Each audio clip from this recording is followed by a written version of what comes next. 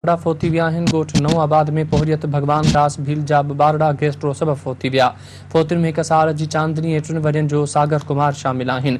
पोहरियत भगवान दास जो चवणु आहे संदसि 6 बारड़ा गैस्ट्रो ऐं मलेरिया में वरतल आहिनि, जिन मां 2 फोत थी विया आहिनि। 4 बारड़ा अञा गैस्ट्रो में वरतल आहिनि। सिहत खाते जो को बि अमलदार वटनि लड़ी न आयो आहे। अहम ख़बर तव्हांखे ॾियूं पिया। चिकराची ऐं भर पासे वारनि इलाइक़नि में गैस्ट्रो ते ज़ाब्तो न आयो आहे। वधीक 2 बारड़ा फोत थी विया आहिनि। ॻोठ नओं आबाद में पोहरियत भगवान दास भील जा 2 बारड़ा गैस्ट्रो सबब फोत थी विया आहिनि। फोतियुनि में 1 साल जी चांदनी ऐं 3 वरियनि जो सागर शामिल आहिनि। पोहरियत भगवान दास जो चवणु आहे त संदसि जा 6 बारड़ा गैस्ट्रो ऐं मलेरिया में वरतल आहिनि, जिन मां 2 बारड़ा फोत थी विया आहिनि। 4 बारड़ा अञा बि गैस्ट्रो में वरतल आहिनि। सिहत खाते जे अमलदारनि को नोटिस न वरितो आहे। वटनि को लड़ी न आयो आहे। तव्हांखे आगाह कयूं पिया।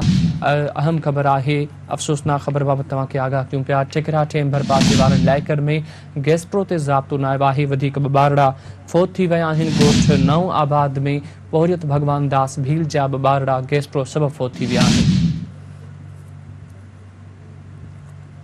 फोतियुनि में 1 साल जी चांदनी ऐं 3 वरियनि जो सागर कुमार शामिल आहिनि। तफ़सील मालूम कंदासीं। मजीद महर लाइन ते मौजूद आहे। मजीद, पोहरियत भगवान दास भील जा 6 बारड़ा गैस्ट्रो ऐं मलेरिया में मुब्तला आहिनि। 2 बारड़ा फोत थी विया आहिनि। 4 बारड़ा अञा बि मुब्तला आहिनि। छा तफ़सील आहिनि? सिहत खाते जे अमलदारनि छो नोटिस वरितो आहे?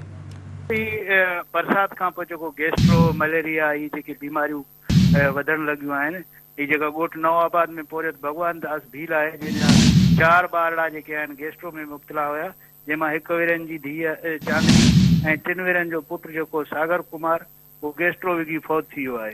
पोहरियत भगवान दास जो चवणु आहे त मुंहिंजा अञा जेके बारड़ा गैस्ट्रो में मुब्तला आहिनि, उन्हनि जो को बि सही नमूने इलाजु न थी सघियो आहे।